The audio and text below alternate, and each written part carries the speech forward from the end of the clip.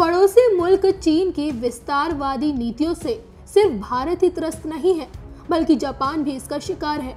ऐसा हम इसलिए बोल रहे हैं क्योंकि साउथ चाइना सी में ड्रैगन की दादागिरी जग जाहिर है। ऊपर से हांगकांग में चीन का कानून जापानी लोगों को परेशान कर रहा है। दोनों मुल्कों के बीच तनाव का माहौल इस कदर है कि 12 साल बाद जाकर चीनी राष्ट्रपति जिनपिंग टोक्यो दौरे पर आने वाले हैं, जिसका विरोध होने लगा है। जिनपिंग के जापान दौरे पर ग्रहण लग सकता है। वहीं एलएसी तनाव को लेकर जापान भारत के साथ नजर आ रहा है। ऐसे में चीन के विरुद्ध भारत जापान के सितारे क्या कहते हैं? क्या भारत जापान की एकजुटता चीन को कमजोर कर सकती है? प्रधानमंत्री शिंजो अबे और पीएम मोदी की दोस्ती दोनों देशों के रिश्तों को किस शिखर पर ले जाएगी? इसके पीछे का एस्ट्रोलॉजिकल एनालिसिस क्या कहता है? ये जानने के लिए हमने आचार्य मयंक शर्मा जी से बातचीत की। उन्होंने क्या कुछ कहा, देखिए। नमस्कार दर्शकों, मैं हूं ज्योतिषाचार्य मयंक शर्मा। हमारे यूट्यूब चैनल में आप सभी का बहुत बहुत स्वागत है।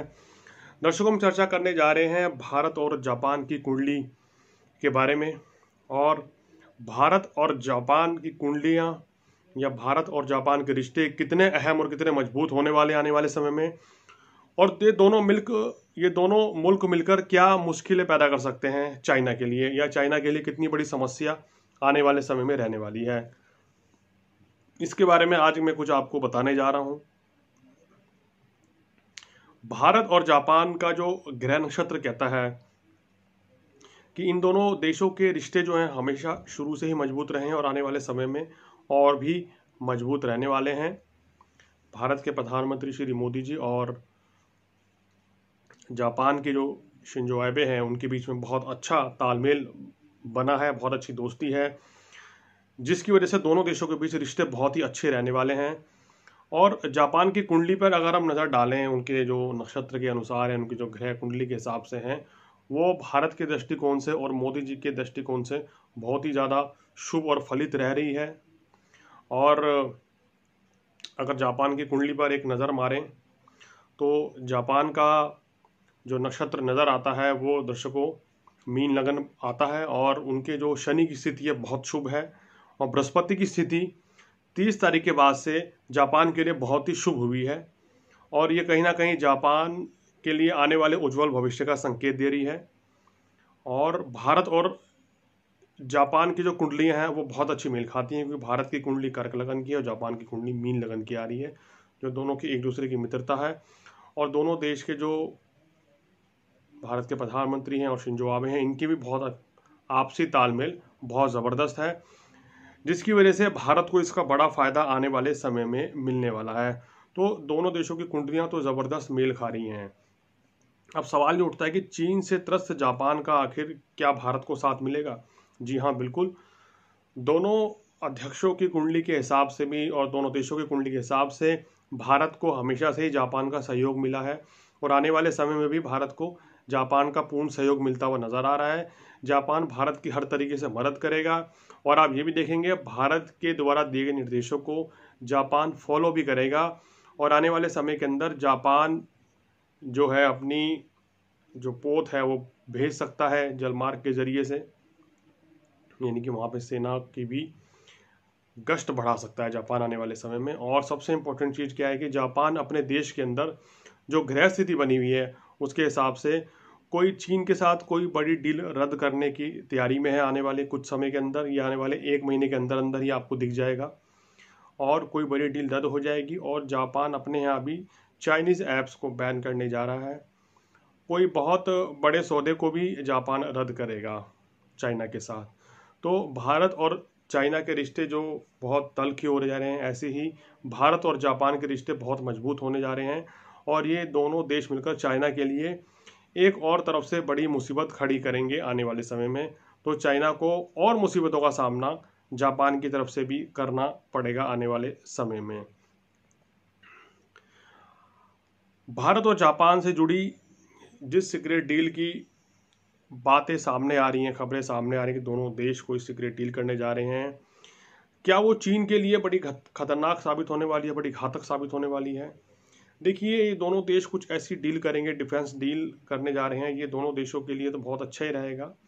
और चाइना को इससे बहुत ही तकलीफ होगी और चाइना के ऊपर शिकंजा कसने में ये डील अहम रोल अदा करेगी और चाइना को बड़ी परेशानियां भी झेलनी पड़ सकती हैं। ऐसी कुछ उनकी कुंडली इस समय कहती हुई नज़र आ रही है।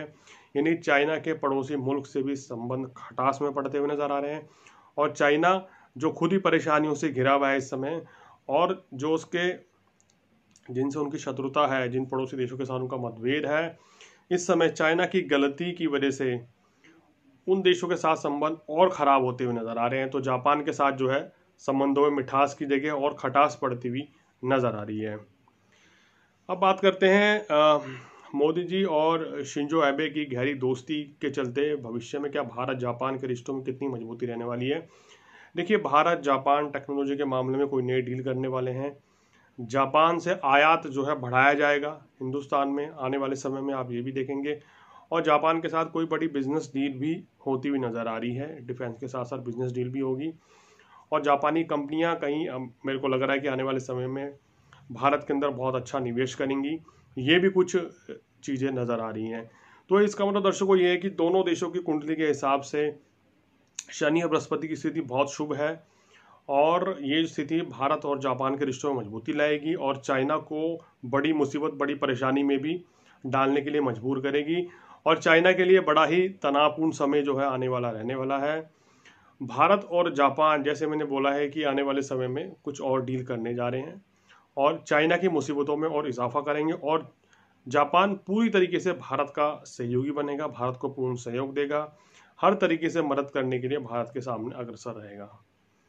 तो दर्शकों, आज हमने आपको बताया भारत, जापान और चाइना के कनेक्शन के बारे में कि चाइना के लिए कोई बड़ा खतरा बनकर उभरने वाले हैं दोनों देश, इसके बारे में हमने आपको बताया और भारत और जापान का कितना अच्छा संयोग एक साथ जुड़ेगा आगे और कितनी एक दूसरे की मदद करेंगे। अगर आप भी कुछ अपने बारे में जानना चाहते हैं, ज्योतिष संबंधी कोई जानकारी लेना चाहते हैं, तो हमें नीचे दिए गए फ़ोन नंबर पर अपॉइंटमेंट लेकर हमसे संपर्क कर सकते हैं। और आपको प्रोग्राम कैसा लगा ये ज़रूर बताएं। और दर्शकों, आप किस विषय पर कुछ भी जानना चाहते हैं ज्योतिष संबंधी, तो उसके बारे में भी बताएं, उस पर भी हमें कार्यक्रम करके आपके जिज्ञासाओं का शांत करने का प्रयास करेंगे। तो आज फिलहाल इतना ही, मुझे दीजिए इजाज़त। नमस्कार।